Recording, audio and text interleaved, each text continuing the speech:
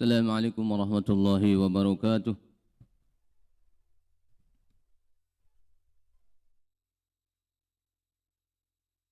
Innal hamdalillah nahmaduhu wa nasta'inuhu wa nastaghfiruh wa na'udzu billahi min shururi anfusina wa min sayyiati a'malina. Man yahdihillahu fala mudilla lahu wa man yudlilhu fala hadiya lahu. Asyhadu an la ilaha illallah wahdahu la syarika lahu wa asyhadu anna Muhammadan 'abduhu wa rasuluhu la nabiyya ba'dahu. Allahumma shalli wa sallim wa barik ala sayyidina wa habibina wa syafi'ina Muhammad wa ala alihi wa ashabihi ajma'in. Subhanaka la ilma lana illa ma 'allamtana innaka antal alimul hakim. Rabbi shrah li sadri wa yassir li amri wahlul 'uqdatam min lisani yafqahu qawli. Hasbunallahu wa ni'mal wakeel, ni'mal mawla wa ni'man nasir, wa la hawla wa la quwwata illa billahil 'aliyyil 'azim. Qala ta'ala fi kitabihil karim, أعوذ بالله من الشيطان الرجيم بسم الله الرحمن الرحيم يا أيها الذين آمنوا اتقوا الله حق تقاته ولا تموتن إلا وأنتم مسلمون وقال تعالى لئن شكرتم لأزيدنكم ولئن كفرتم إن عذابي لشديد. Amma ba'd. Bapak-bapak dan saudara-saudara, ibu-ibu semua pendengar, mustami'in jamaah salat maghrib yang insyaallah akan Allah Subhanahu wa taala. Jadi kembali kita bersyukur kepada Allah Subhanahu wa taala dengan memujinya, yaitu dengan melapaskan hamdalah alhamdulillahirabbil alamin atas nikmat yang sudah diberikan oleh Allah Subhanahu wa taala kepada kita sekalian.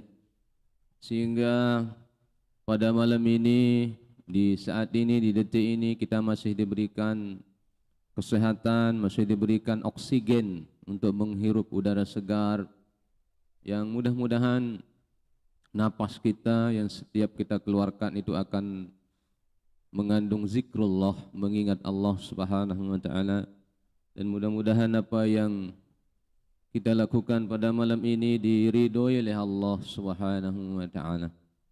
Selanjutnya kita berselawat, Allahumma shalli ala sayyidina Muhammad wa ala ali sayyidina Muhammad. Mudah-mudahan selawat yang kita baca itu akan menjadi asbab untuk kita mendapatkan syafaat baginda Rasulullah sallallahu alaihi wasallam.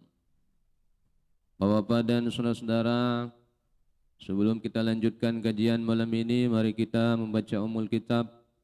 Kita hadiahkan kepada al-muallif, al-musannif, pengarang daripada kitab ini, Syekh Nawawi Al-Bantani.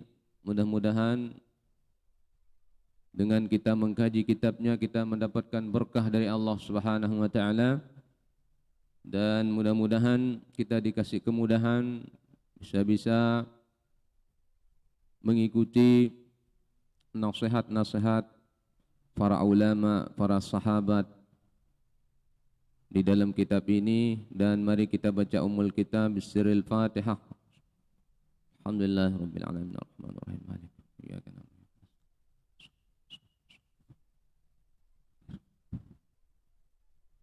Bismillahirrahmanirrahim. Qala al-musannif rahimahullahu tabaraka wa ta'ala wa nafa'na wal muslimin bi ulumihi wa bi ulumi masyayikhina fid daraini amin.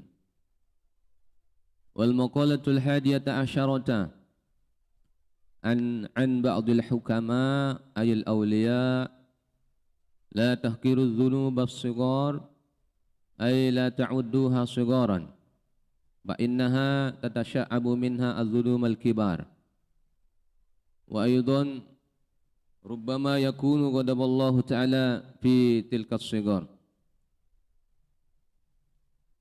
Jadi pada minggu yang lalu sudah sampai kepada maqalah ke-12, nasihat dari sebagian para hukama. Hukama, kalau ilmu tasawuf itu ada istilahnya hukama, ada istilahnya ulama, ada istilahnya fuqaha. Ya. Fuqaha itu ahli-ahli fikih. Artinya mengetahui hukum fikih. Tapi orang-orang yang mengetahui ilmu hukum fikih itu belum tentu dia hukama. Nah, gitu. Jadi ahli-ahli fikih yang mengetahui bagaimana hukum fikih secara teks. Kemudian kalau hukama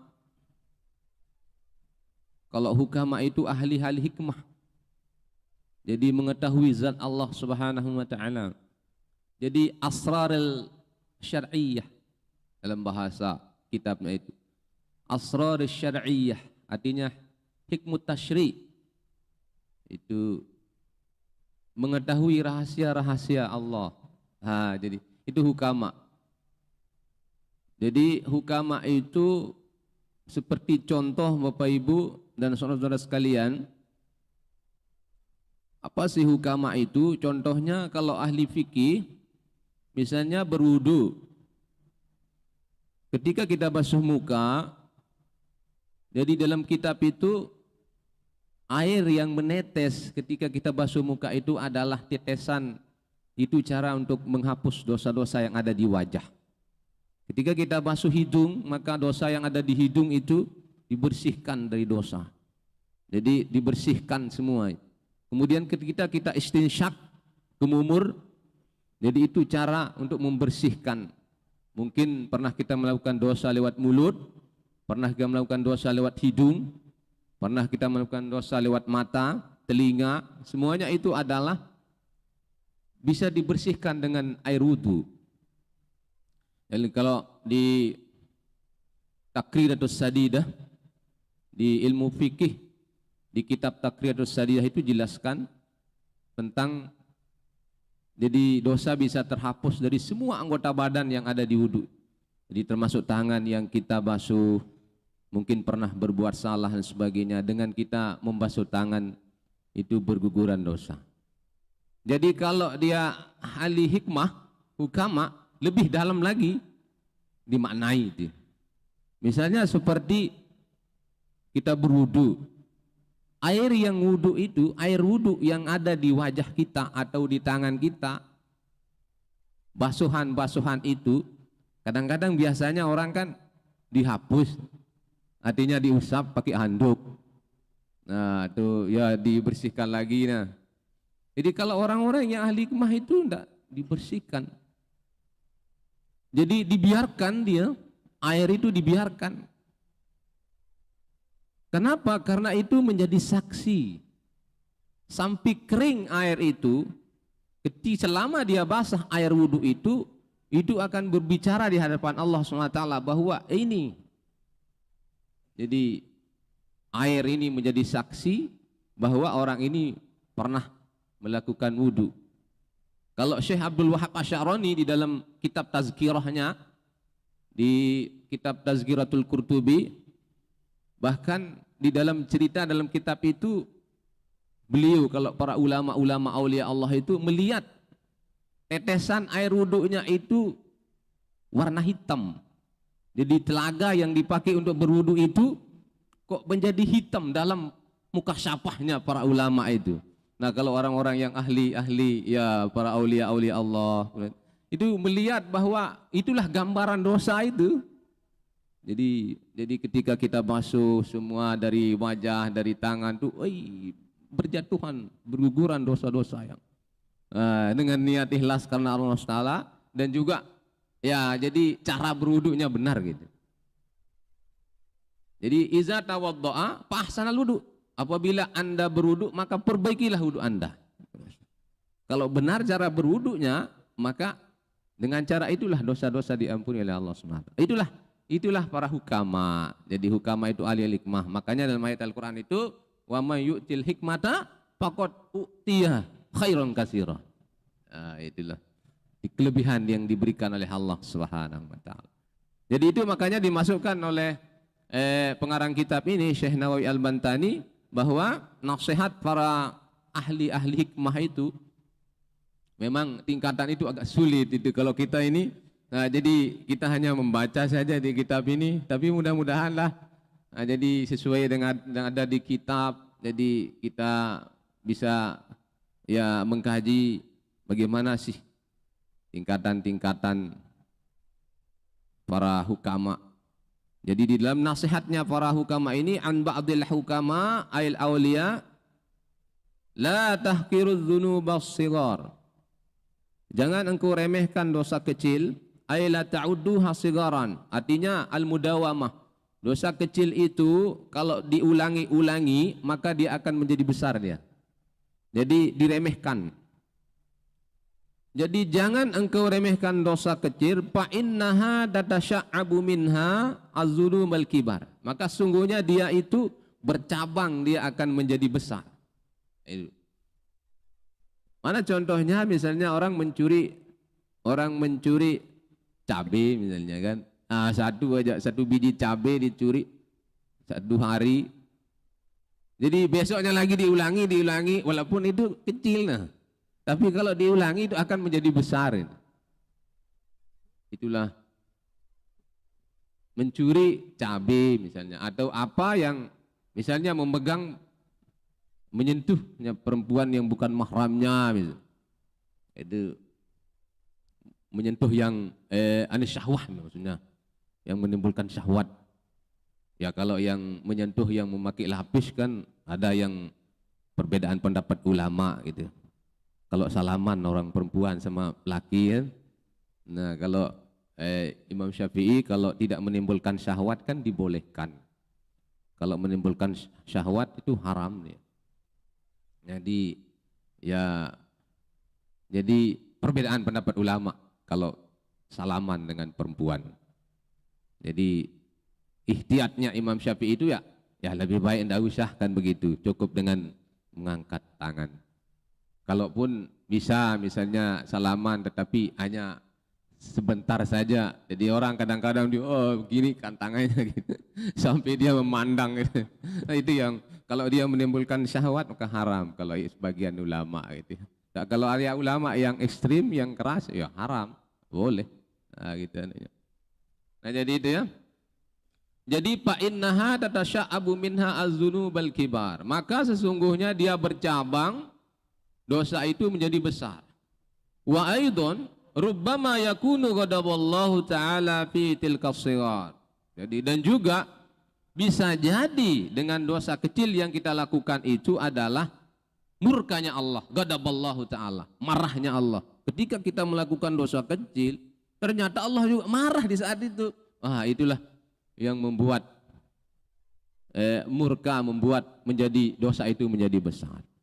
Jadi itulah kalamnya para hukama. Makanya Ibnu Yahya di Syarah Al-Hikam itu beliau menjelaskan bahwa an-nasu kasirun, manusia itu banyak. Zaman sekarang ini kan banyak. Wal ulama fin nasi qalilun. Dan ulama di zaman sekarang ini sedikit. Jadi manusia itu banyak, ulama di zaman sekarang ini sedikit, yang termasuk ulama. Ya ulama jelas yang jelas mengetahui ilmu pengetahuan yang berhak memberikan fatwa. Itu ulama, gelar ulama. Ini sedikit. Coba kita lihat. Sekarang ini kan banyak pesantren-pesantren, banyak dia tempat manusia tetapi ulamanya dan generasi-generasinya itu sekarang sudah berkurang. Kalau dia profesor, doktor, banyak meninggalkan generasi gitu. Dalam 1 tahun banyak orang-orang yang jebolan alumni profesor, doktor. Tapi kalau ulama, kalau sudah meninggal ulama kita, belum tentu ada penggantinya. Gitu. Kayak misalnya Zainul MZ, iya, Zainul MZ. Sampai sekarang belum ada yang menyai beliau gitu, yang dialek intonasinya dengan gramatikanya berpidato dan sebagainya belum ada, walaupun ada mirip-miripnya dengan anaknya gitu. Tetapi sulit generasi-generasi pengganti ulama. Jadi kiai-kiai yang di pesantren itu, jadi ketika meninggal jarang ada penggantinya. Itulah ulama. Kalau doktor-doktor, profesor-profesor, ya dalam setahun, dalam 1 bulan itu banyak alumni-alumni yang sudah gelarnya profesor, doktor. Ulama ini sedikit. Maka oleh sebab itulah katanya Ibnu Yahya dalam Syarah Al-Hikam itu, kalamul ulama yabkil uyun. Jadi kalamnya ulama, perkataannya ulama itu kadang-kadang orang bisa menangis, matanya meneteskan air mata. Wa kalamul hukama ibkil kulub. Dan perkataannya para ahli hikmah, hukama itu bisa hatinya yang menangis. Nah, coba Bapak Ibu, mana yang lebih tinggi, matanya yang meneteskan air mata dengan hatinya yang meneteskan air mata? Itulah perbandingannya ulama dan hukama. Jadi kalau ahli-ahli hikmah itu ketika dia kalamnya diucapkan, banyak orang yang menangis di dalam hatinya. Kan banyak orang menangis meneteskan air mata tapi belum tentu hatinya kan. Gitulah para aulia-aulia Allah. Jadi hukama itu adalah berkaitan dengan hati, pikiran, sirrun min asraris syar'iyyah. Jadi rahasia. Kemudian ya termasuk hikmatus syar'i. Jadi mengetahui tentang bagaimana zatnya Allah, rahasia-rahasianya Allah Subhanahu wa ta'ala. Itulah para ahli-ahli hukama. Kemudian selanjutnya baginda Rasulullah sallallahu alaihi wasallam menjelaskan, anin Nabi sallallahu alaihi wasallam, la saghirata ma'al israr wa la kabirata ma'al istighfar. Tidak dikatakan dosa kecil apabila dia terus-menerus, dan tidak dikatakan dosa besar. Tidak ada dosa besar kalau dia terus-menerus beristighfar kepada Allah SWT. Jadi apa artinya ini Bapak Ibu hadirin sekalian?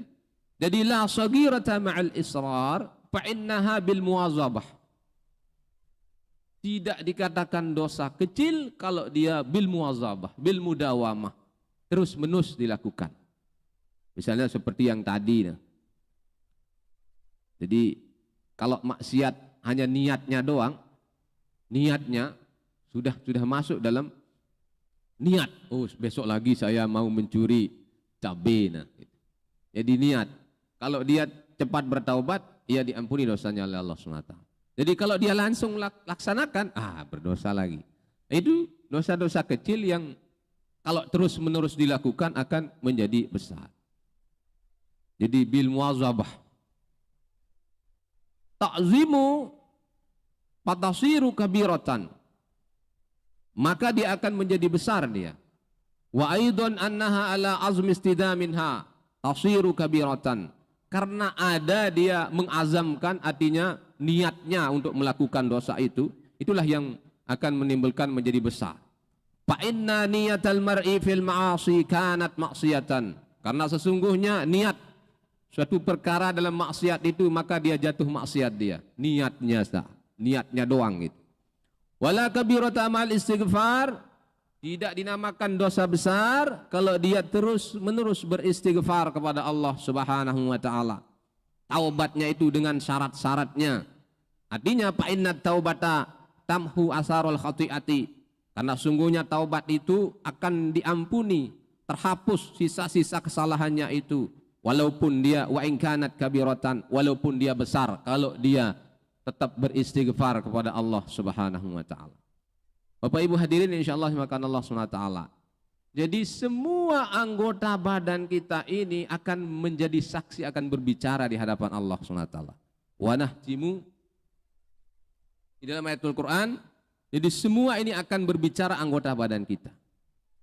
Tapi kalau kita bertaubat kepada Allah SWT, maka di mana tempat kita bertaubat, di mana tempat kita melakukan dosa, maka itu semuanya dihilangkan pada hari kiamat oleh Allah SWT. Sesuai dengan hadis qudsi bahwa di dalam kitab Thaharatul Qulub karangan Syekh Abdul Aziz Ad-Daraini, jadi beliau menjelaskan Di dalam hadis kudusi Allah SWT berfirman, Innallaha ta'ala yaqul, Iza taba abdi, apabila hambaku bertaubat, walaupun dosa kecil nih, ya, apabila hambaku bertaubat, ansaitu jawarihahu, saya melupakan semua anggota badannya yang sudah ikut melakukan dosa itu. Ini kata Allah dalam hadis kursi ini. Kalau dia syaratnya bertaubat, menyesali perbuatannya. Iza taba abdi, ansaitu jawarihahu, apabila hambaku bertaubat, maka aku lupakan semua anggota badannya yang ikut melakukan maksiat itu. Kemudian wa ansaitul biqa, dan saya lupakan di mana tempat dia berbuat dosa. Misalnya di pasar atau di jalan, itu dilupakan. Nanti di akhirat Allah Subhanahu wa taala akan melupakan kalau dia itu, orang itu tersebut dia bertaubat kepada Allah Subhanahu wa taala. Kemudian wa ansaitu hafizaihi, dan aku lupakan juga orang yang catat dosa itu. Itu dalam hadis kudus ini, tapi syaratnya bertaubat.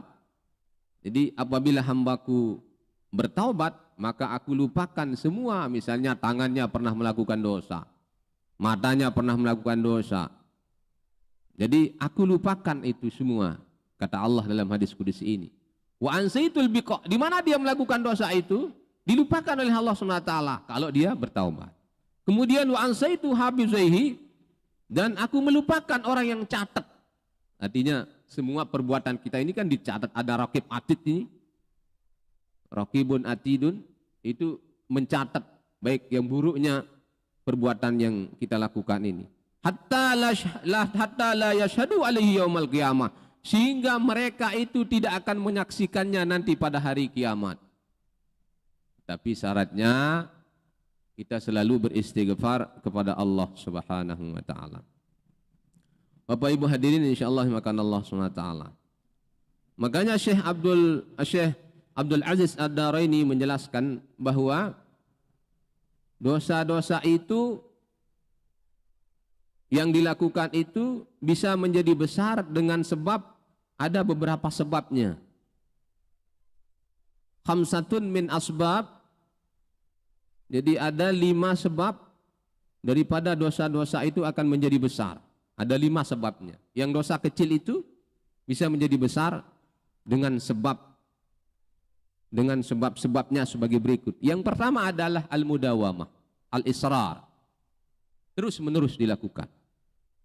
Jadi biar dosa kecil, kalau terus-menerus dilakukan maka dia akan menjadi besar. Itu penyebabnya dosa menjadi besar.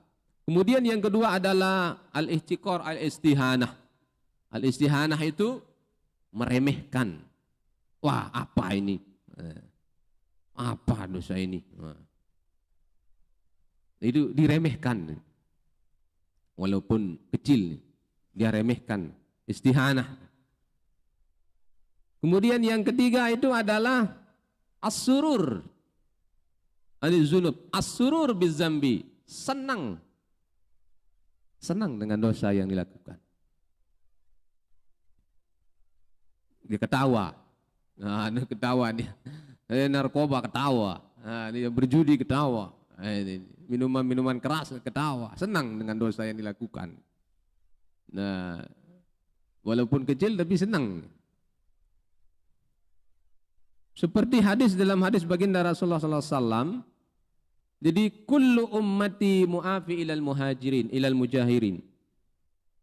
Jadi semua umatku, dosa yang pernah dilakukan misalnya sore, tapi malamnya itu ditutup oleh Allah SWT.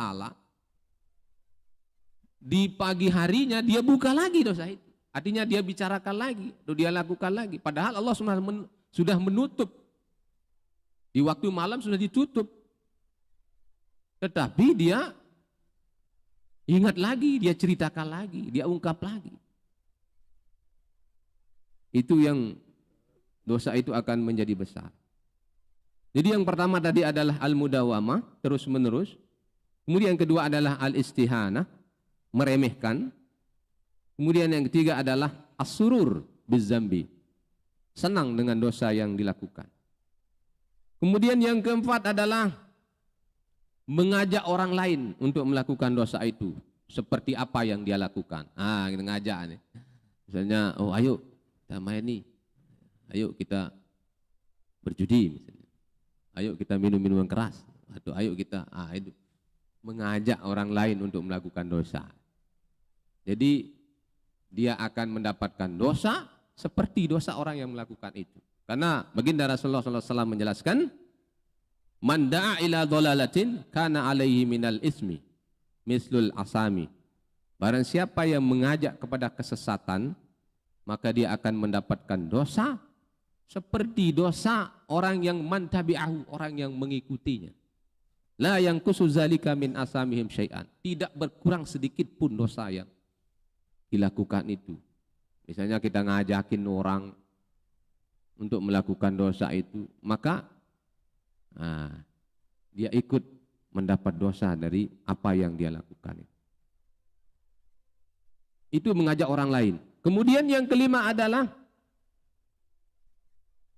orang yang melakukan dosa itu adalah wahwa al-ulama. Al-ulama, para ulama, para aulia. Dia melakukan dosa, dia akan menjadi besar. Jadi oleh sebab itulah Bapak Ibu hadirin jamaah salat maghrib insyaallah makan Allah Subhanahu wa taala. Jadi ada beberapa asbab sehingga dosa itu akan menjadi besar. Oleh sebab itulah dari kalam nasihat-nasihat dari para ulama, dari ahli-ahli hikmah ini, mari kita jadikan sebagai renungan muhasabah bagi kita sekalian, dan nasihat atau sabda baginda Nabi yang pendek ini, la saghirata ma'al israr wala kabirata ma'al istighfar. Tidak dikatakan dosa kecil, tidak dinamakan dosa kecil kalau dia terus-menerus dilakukan. Artinya diremehkan atau dia terus-menerus dilakukan atau niat melakukan dosa itu. Wala kabirata ma'al istighfar. Jadi biar dosanya itu besar tetapi dia mohon ampun kepada Allah SWT, maka diampuni dosa-dosanya oleh Allah Subhanahu wa taala. Jadi ruya hadzal hadis ad-Dailami an Ibnu Abbasin lakin bitaqdimil jumlah al-akhirah anil ula. Jadi ini adalah hadis baginda Rasulullah sallallahu alaihi wasallam untuk kita bisa pegang dalam kehidupan kita, di pedoman kita dalam kehidupan kita sehari-hari. Jadi syarat-syarat untuk menghindari dari hal-hal itu, jangan sekali-kali kita meremehkan dosa kecil, dia akan menjadi besar. Kemudian senang dengan dosa yang kita lakukan, kemudian mengajak orang lain untuk melakukan dosa itu. Jadi oleh sebab itulah la kabirata ma'al istighfar. Kalau terus menerus istighfar yang kita lakukan, bertaubat, tapi dengan syarat ayyan dima, menyesali perbuatan yang sudah dilakukan. Menyesali, kemudian dia beristighfar kepada Allah Subhanahu wa taala, maka dosa-dosanya akan diampuni oleh Allah Subhanahu wa taala. Bapak Ibu hadirin yang insyaallah makan Allah Subhanahu wa taala. Kemudian yang terakhir ada nasihat yang terakhir, alaikum bimujalasatil ulama wastima'i kalamil hukama. Hendaklah, ini hadis baginda Nabi ini, hendaknya kalian duduk bersama para ulama dan hendaklah kalian sering-sering mendengar kalamnya para hukama. Fa innallaha ta'ala, maka sungguhnya Allah Subhanahu wa taala, yuhyil qalbal mayyit binuril hikmata. Maka sungguhnya Allah Subhanahu wa taala akan menghidupkan hati yang telah mati dengan cahaya hikmah. Kama yuhyil ardal maitata bima'il matar. Seperti menghidupkan tanah yang sudah mati dengan air hujan. Jadi ini ya. Hendaklah kalian duduk bersama para ulama dan dengarlah kalamnya para hukama, karena sesungguhnya itu bisa menghidupkan hati yang sudah mati dengan cahaya hikmah, sebagaimana menghidupkan tanah yang sudah mati dengan air hujan. Jadi kalau Kalau tidak pernah turun hujan kan kita tahu rumput-rumput kering dan sebagainya, kering akan menjadi semua tanah-tanah itu kering. Jadi dengan turunnya hujan akan hidup kembali. Itulah seolah-olahnya hati itu akan menjadi hidup kalau selalu kita mendengarkan para kalam-kalamnya hukama dan duduk dengan orang-orang yang alim, wa mujalasatus sholihin al-fudhala, duduk bersama orang-orang yang memiliki ilmu pengetahuan lebih. Bapak Ibu hadirin, jadi walhasil kesimpulan, marilah dengan hadis yang singkat ini jadi warning bagi kita, jadi ada muhasabah untuk kita semua, nasihat para hukama, kemudian hadis baginda Rasulullah SAW. Jadi yang sudah saya sampaikan ini semoga kita bisa laksanakan, dan semoga kita dosa, baik dosa-dosa yang kecil yang sudah kita lakukan atau mungkin dosa besar, jangan kita beristighfar, mohon ampun kepada Allah SWT, menyesali dosa yang pernah kita lakukan. Mudah-mudahan bisa diampuni oleh Allah Subhanahu wa taala. Mudah-mudahan amal ibadah kita diterima dan diridhoi oleh Allah Subhanahu wa taala. Jadi dosa walaupun hanya kecil apapun dosa itu, dengan kita niat ikhlas karena Allah Subhanahu wa taala, menangis di saat-saat kita bertakarrub beribadah kepada Allah. Jadi mudah-mudahan dosa itu diampuni oleh Allah Subhanahu wa taala dan bisa kita mengikuti jejak-jejak para ulama salafus saleh, para ahli-ahli hikmah, para ahli-ahli zuhud dan sebagainya. Dan mudah-mudahan apa yang kita lakukan malam ini diberkahi dan diridhai Allah Subhanahu wa taala. Marilah kita istighfar 3 kali. Astaghfirullahalazim alladzi la ilaha illa huwal hayyul qayyum wa atubu ilaih. Astaghfirullahalazim alladzi la ilaha illa huwal hayyul qayyum wa atubu ilaih. Astaghfirullahalazim alladzi la ilaha illa huwal hayyul qayyum wa atubu ilaih. Semoga Allah mengampuni dosa-dosa kita. Terima kasih atas perhatiannya. Ada yang masih ada waktu, ada yang belum. Jadi mudah-mudahan ada barakah ya. Terima kasih. Mari kita akhiri dengan sama-sama menutupnya dengan doa majelis. Subhanakallahumma wa bihamdika asyhadu an la ilaha illa anta astaghfiruka wa atubu ilaik. Wallahu muwaffiq wal hadi ila sabilir rasyad. Assalamualaikum warahmatullahi wabarakatuh.